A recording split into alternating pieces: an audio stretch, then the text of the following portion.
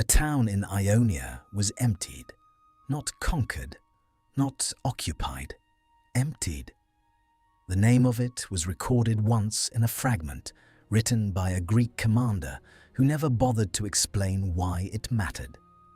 The people who lived there, farmers, merchants, their families, disappeared from the historical record the way they disappeared from their homes. No one wrote their names down. The Spartans didn't consider it important enough to remember. That erasure, that casual indifference to an entire population, tells you something about what the Greeks were willing to do after Thermopylae, and about why Persia, despite its size and power, spent the rest of its history trying to forget what happened next. You know the story of Leonidas, 300 Spartans, a mountain pass, a sacrifice so noble that it became the template for how we think about heroic death. The movies have been made, the speeches have been quoted, the story has been cleaned and polished until it shines like marble. What you haven't been told is what came after. Because Thermopylae didn't end the story, it began it. And the ending was not beautiful. 11 months after Leonidas's head was mounted on a Persian spike, the Spartans returned to the battlefield. But this time, they didn't come to die. They came to collect a debt that Persia had written in blood, and they intended to settle it the way Sparta had learned to settle debts over centuries of a very specific kind of war. After Plataea, after the Persian army had been shattered and Mardonius was dead and the survivors were fleeing, the war should have been over. Persia had been defeated on land. The Greek fleet had destroyed the Persian navy. The invasion was finished. But the Spartans understood something that most historians miss. A military defeat is not the same as an ending. An army can be beaten and still return. Territory can be lost and still be recovered. But a people can be broken in ways that make return impossible. And breaking Persia completely and permanently required something different than a battle. It required pursuing the Persians not just out of Greece, but out of the Greek world entirely. It required campaigns in Ionia and Lydia and the Hellespont. It required a systematic destruction of Persian power that went beyond military victory into something colder and more methodical. It required destroying the Persian allies, the Greek cities that had sided with the invader, the men who had chosen the wrong side and were now trapped between two empires. Most of all, it required brutality on a scale that later historians found uncomfortable to record in detail. This is the story of how Sparta didn't just win a war. This is the story of how Sparta made sure Persia would never try again, and why that story has been buried, minimized, and pushed to the margins of history by people who found it inconvenient to remember. When Mardonius died at Plataea, the Persian invasion of Greece effectively ended, but the Persian Empire was far from finished. Xerxes still controlled vast territories. He still had resources. He still had the largest military apparatus the world had ever seen. What he didn't have was an unbroken army in Greece, and he didn't have momentum. The Persian invasion had failed. But more importantly, it had failed publicly. Every Greek city-state from Athens to Corinth to Sparta to the small towns no one remembers had watched the largest empire in the world come to a mountain pass with hundreds of thousands of soldiers and lose to 300 men.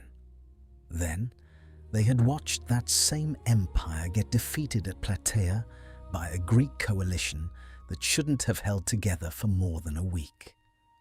The Greeks understood something crucial in that moment. Persia was not invincible. It had been proven. And if Persia was not invincible, then something could be done about Persian power that had seemed impossible just months before. The Spartan commander Pausanias understood this better than anyone.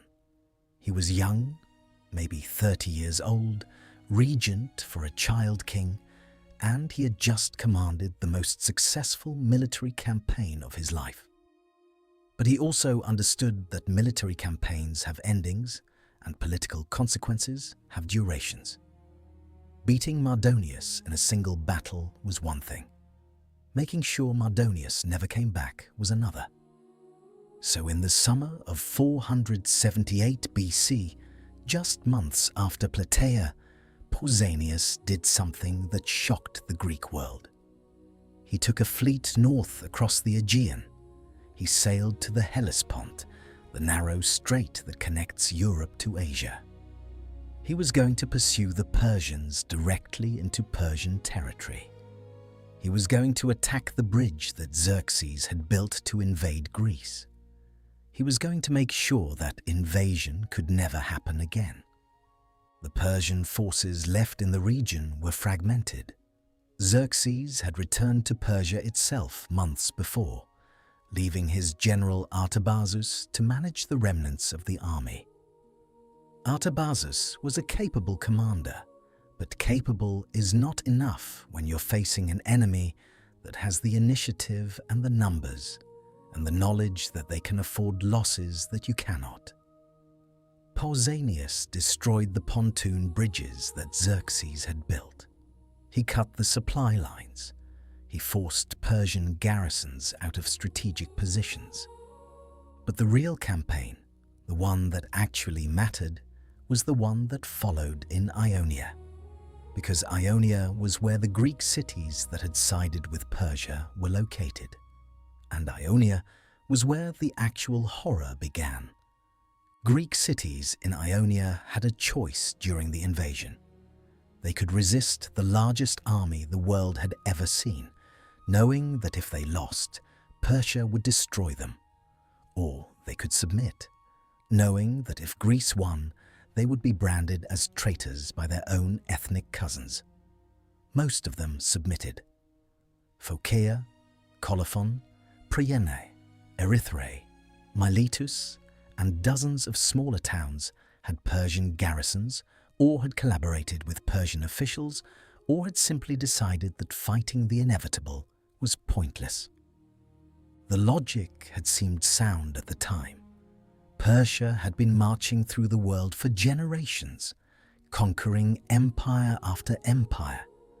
Greek city-states had tried to resist and were always eventually crushed. The Ionian cities had seen what happened to those who fought. Their walls were torn down, their treasuries were seized, and sometimes their populations were deported. Submission meant you kept your city.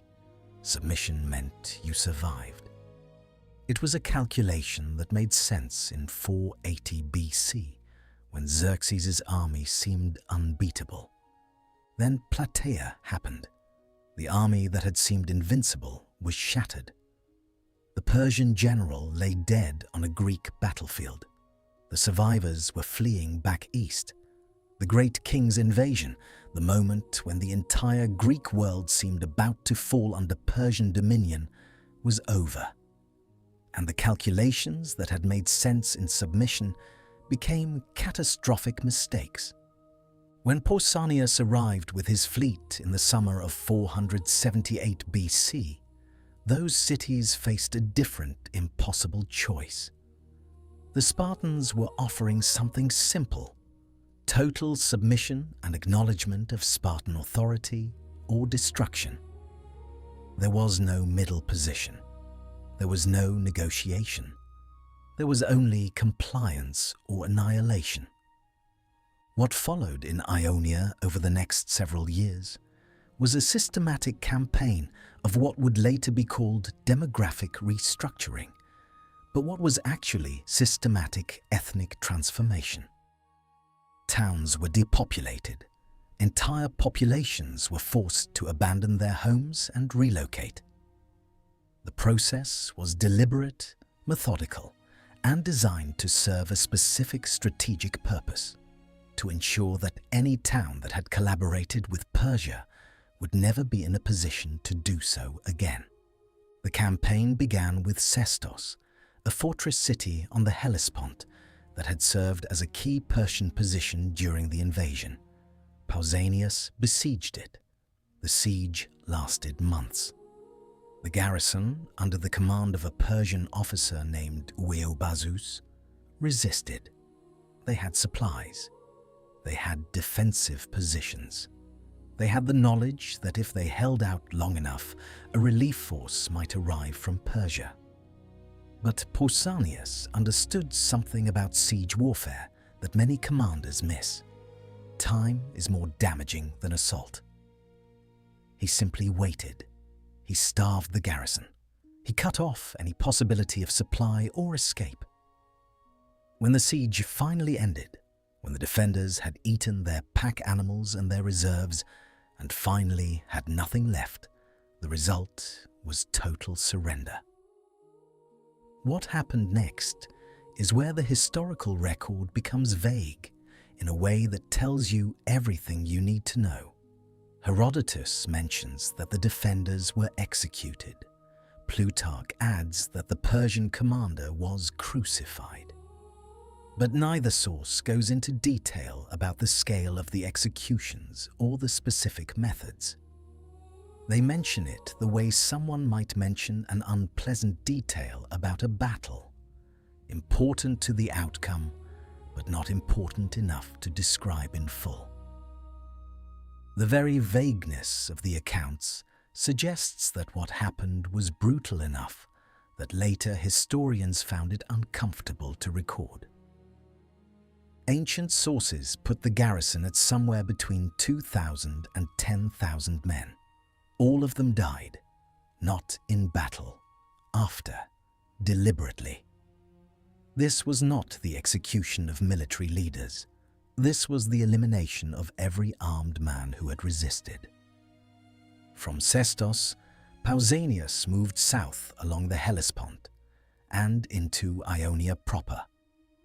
The campaign that followed was not a series of dramatic sieges with famous battles that historians would later celebrate. It was something more methodical and more damaging: the systematic dismantling of Persian infrastructure across an entire region. Fortifications were destroyed. Persian garrisons were expelled or executed. Supply depots were burned. Naval facilities were torn down. Cities that had harbored Persian officials or collaborated too openly with Persian rule were systematically depopulated. The genius of Pausanias' strategy, and the reason it was so effective, was that he understood something about military power that most commanders miss: logistics. An army doesn't conquer territory through bravery or martial skill alone. It conquers through the ability to feed itself, to supply itself, to maintain lines of communication and supply. Xerxes' invasion had failed, not because the Greek hoplites were necessarily better soldiers than Persian infantry. It had failed because the invasion force couldn't sustain itself indefinitely far from home. Now, Pausanias was making sure that any future Persian invasion would face the same problem, but worse. He wasn't just defeating armies. He was removing the possibility of an army operating in the region at all. By destroying the fortifications, by eliminating the supply depots, by forcing the depopulation of cities that might provide aid or shelter, he was making it impossible for Persia to project power into the Aegean. One source, a fragment preserved in Plutarch's writings, describes Pausanias ordering the residents of a city. The name is not preserved, which is itself telling, to abandon their homes and relocate inland. They were given time to take what they could carry. Beyond that, nothing. The houses were burned. The city was raised, the population dispersed. The message was clear. If you chose Persia, you lose your home. This was not random destruction for the sake of destruction. It was strategy of the coldest kind. Pausanias understood that the Persian Empire's Western power depended not just on military force, but on having stable bases of operation, friendly populations that could provide supplies and information, reliable supply lines, and administrative centers that could coordinate the occupation. By systematically dismantling those, by making it impossible for any future Persian expedition to rely on local support or resources, he was guaranteeing that any future Persian invasion would fail not through battles, but through logistics. The cities that submitted without resistance sometimes avoided the worst of the destruction. They were forced to expel their Persian sympathetic leaders. They were forced to acknowledge Spartan authority, but at least they weren't destroyed entirely. The cities that resisted, or that were seen as too committed to the Persian cause, faced erasure. The town of Colophon, which had been a significant city in Ionia for centuries, was partially depopulated. Its most prominent citizens were executed or enslaved. Its walls were demolished. It survived, but it was broken. Pausanias hunted down Persian commanders and officials who had escaped the battlefield at Plataea and fled west to Ionia. A commander named Masistes, who had been one of Xerxes' cousins and a significant figure in the invasion force, was captured somewhere in Ionia. Ancient sources describe his execution with almost embarrassed brevity. He was killed. The details are not provided. But the fact that he was hunted down and killed tells you the scope of the campaign. The Persian governor of Asia Minor, a man named Artabazus, managed to escape with a portion of the Persian army. Pausanias pursued him. The pursuit took him deeper into Persian territory, further from his Greek allies, and further into positions where his authority was increasingly being questioned.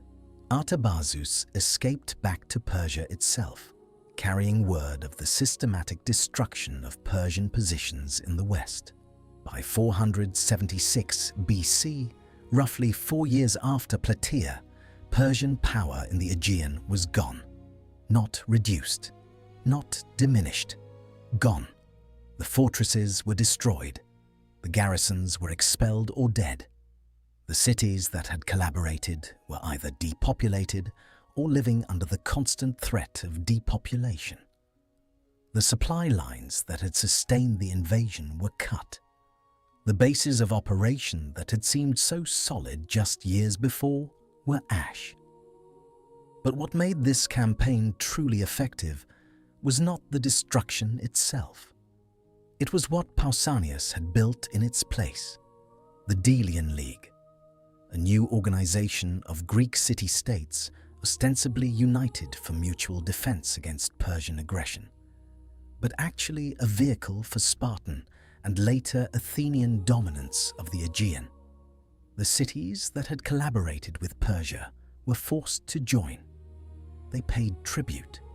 They contributed ships. They provided soldiers. They became part of an empire that was every bit as controlling as the Persian one they had briefly submitted to, with the added humiliation of knowing they had been conquered by their own ethnic cousins. The mechanics of this system were brilliant in their simplicity. The cities that had sided with Persia had already learned, through the destruction of their competitors, what happened to those who resisted.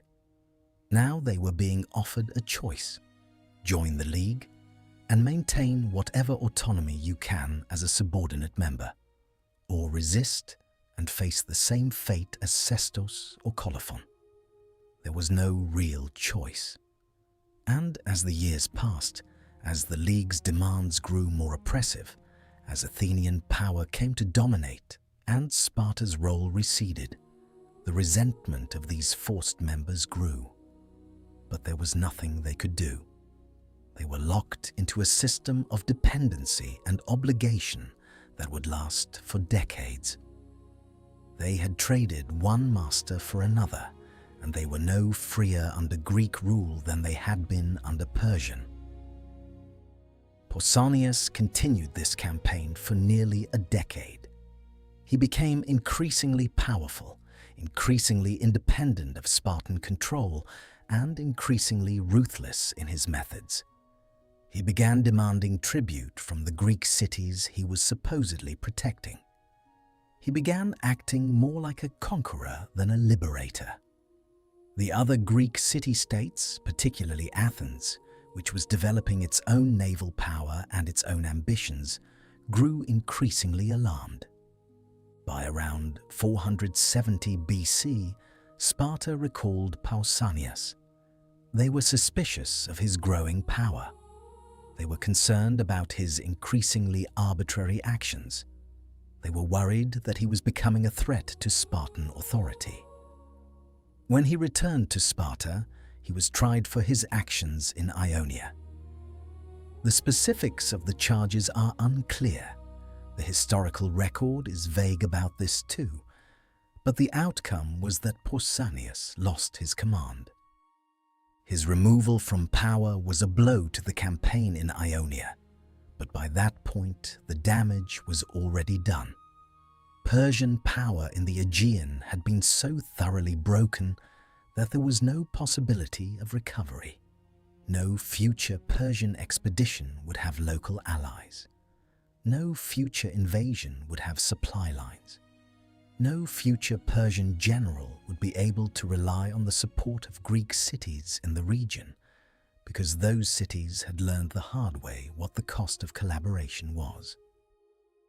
Pausanias himself, no longer needed in Greece, eventually defected.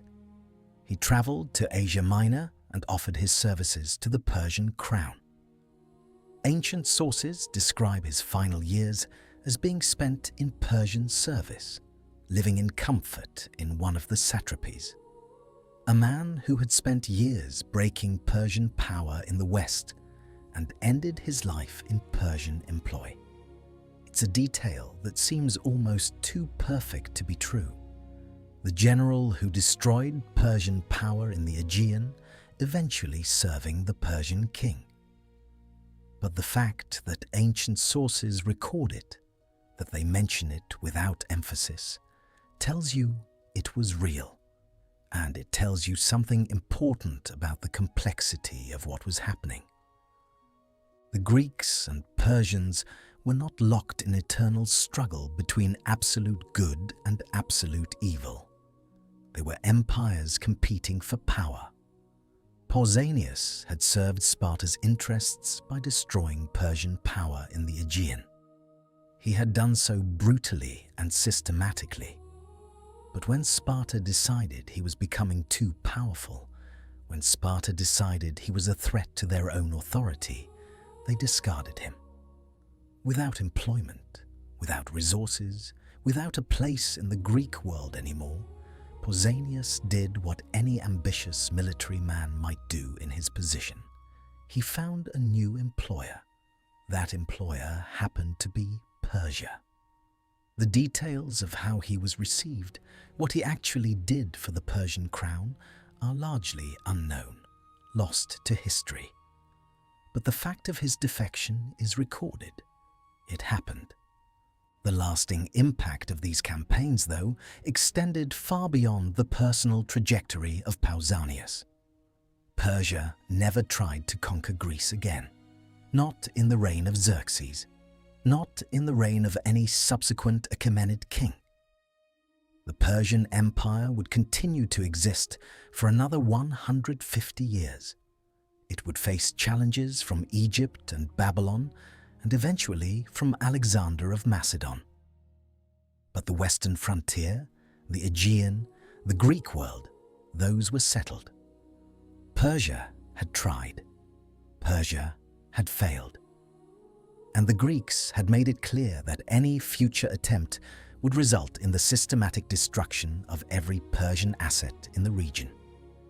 What the campaigns in Ionia accomplished was something even more profound than military victory.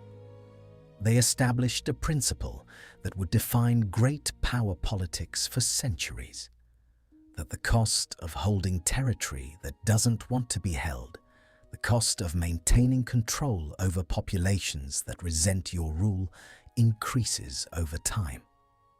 Every year that Pausanias kept Greek cities under his control through threat and depopulation, the resentment grew. Every demand for tribute, every requirement to provide soldiers and ships, every reminder that they were subjects rather than free cities, added to the determination to resist.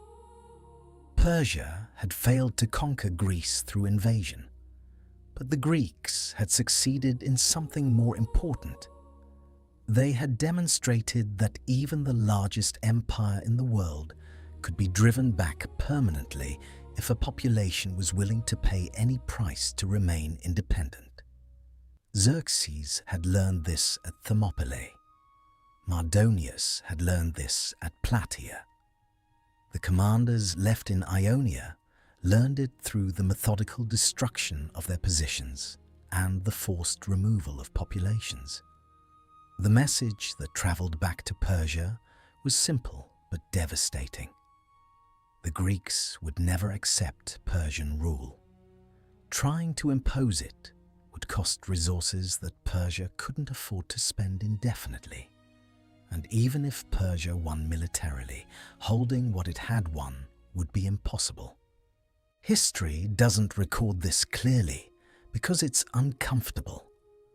The noble sacrifice of 300 Spartans who held a pass is easy to admire. The systematic destruction of towns full of civilians who made the wrong political choice is harder to memorialize. The crucifixion of captured commanders, the enslavement or exile of entire populations, the methodical campaign to break Persian power by any means necessary. These don't fit the narrative of the Greeks as the defenders of freedom. But they happened, and they changed everything. Because what Sparta and the Greeks demonstrated in those campaigns in Ionia was a fundamental principle of power: the willingness to use unlimited force to achieve strategic objectives. Persia, for all its size and resources, was not willing to pay that price. The Greeks were. And in the end, that difference in willingness was what determined the outcome. A town in Ionia was emptied. Its people were scattered. Its name was forgotten. Thousands of similar towns experienced similar fates. The Greek city-states that had collaborated with Persia learned that collaboration had costs they had never imagined.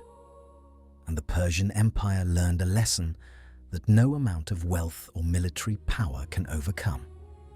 If you want to control a region, you have to be willing to break anything and anyone in your way. Sparta understood this, and Sparta made sure that understanding was written into the Persian Empire's future in ways that Persia would never be able to ignore. History doesn't remember this clearly because it's uncomfortable. The noble sacrifice of 300 Spartans who held a pass is easy to admire. The systematic destruction of towns full of civilians who made the wrong political choice is harder to memorialize. The crucifixion of captured enemy commanders, the enslavement or exile of entire populations, the methodical campaign to break Persian power by any means necessary, these don't fit the narrative of the Greeks as the defenders of freedom. But they happened, and they changed everything. Because Persia, despite being the largest and most powerful empire in the world at that moment, learned a lesson that every empire eventually learns. The cost of projecting power across the sea into hostile territory can be unlimited. The Greeks were willing to pay any price to keep Persia out. And once Persia understood that, the invasion was not just defeated, it was finished. The reason Thermopylae gets the statues and Plataea gets a paragraph is because nobility is easier to remember than victory. The reason the campaigns in Ionia get almost nothing is because what happened there was not noble. It was necessary. It was brutal. It was the kind of war that civilizations don't want to memorialize because it shows what they're capable of when survival is at stake. A town in Ionia was emptied. Its people were scattered. Its name was forgotten. Thousands of similar towns experienced similar fates. The Greek city-states that had collaborated with Persia learned that collaboration had costs they had never considered. And the Persian Empire learned that trying to bring the Greek world under its control would require resources it simply didn't have. That is the story that history tried to erase, not because it wasn't important, but because it revealed something uncomfortable about how civilizations actually preserve themselves. They don't do it through noble sacrifice alone. They do it through the willingness to be brutal in ways that make later historians uncomfortable. Sparta understood this, and Sparta made sure that understanding was written into the Persian Empire's future in ways that Persia would never be able to ignore. The campaigns in Ionia, the systematic depopulation of cities, the execution of commanders, the enslavement of populations, these were not aberrations. They were policy. They were strategy. They were the price of surviving when your existence was threatened by the largest empire in the world.